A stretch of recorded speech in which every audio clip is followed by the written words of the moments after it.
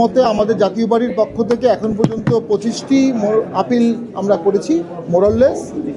এখন পর্যন্ত আমরা 5টি আপিল শুনানি করেছি এবং মাননীয় ট্রাইব্যুনাল, সম্মানিত ট্রাইব্যুনাল প্রতিটি আপিল খুব পুঙ্খানুপুঙ্খ বিচার করছেন এবং ন্যায় বিচার করার সর্বোচ্চ চেষ্টা করছেন। আমরা জানতে পেরেছি প্রায় 600টির উপরে আপিল জমা হয়েছে।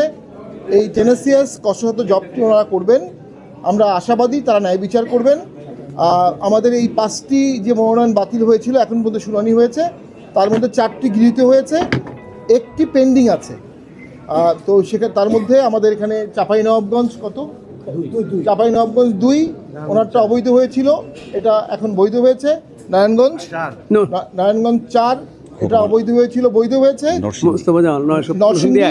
নরসিংদী 1 এটা অবৈধ হয়েছিল, এটা বৈধ হয়েছে। পাশাপাশি শরীয়তপুর 1 এটাও অবৈধ হয়েছিল, এখন বৈধ হয়েছে। আরেকটা আছে।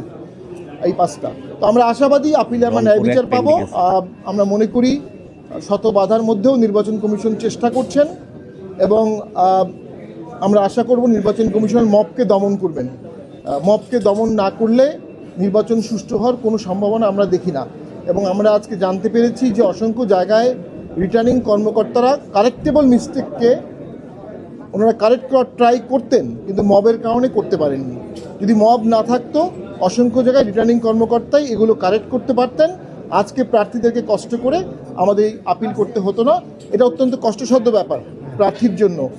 তিনি প্রার্থিতা অবৈধ হয়ে গেলে তাকে এখানে আসতে হচ্ছে এবং এখানে এসে তাকে আপিল করতে হচ্ছে।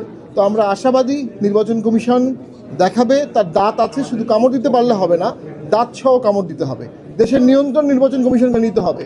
12 তারিখ পর্যন্ত বাংলাদেশের সরকার নির্বাচন কমিশনের সরকার, সেটা নির্বাচন কমিশনকে এক্সাক্ট করতে হবে। ধন্যবাদ সবাইকে।